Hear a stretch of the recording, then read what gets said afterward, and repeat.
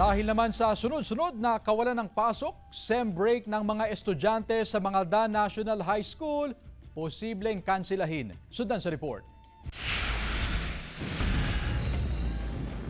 Matapos ang sunod-sunod na hagupit ng bagyo simula Oktubre hanggang ngayong Nobyembre, kung saan ilang araw na kinansela ang pasok ng mga learner, back to normal na ngayon ang klase ng mga estudyante sa Mangaldan National High School.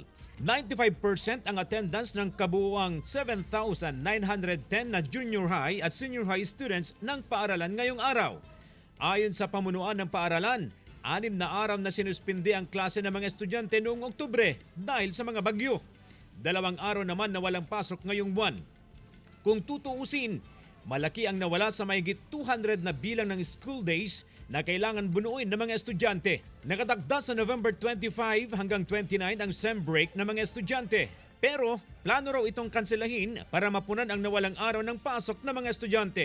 We are just awaiting for the memorandum kung itutuloy namin ang klase with the students na dapat inset yon, in-service training for teachers sana.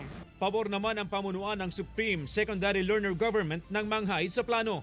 Para po mahabol po namin yung mga miss quizzes po namin and yung mga lessons po na nami-miss namin. Instead po na mag-SEM break, mas okay po na pasukan na lang po para tuloy-tuloy po yung natututunan po namin.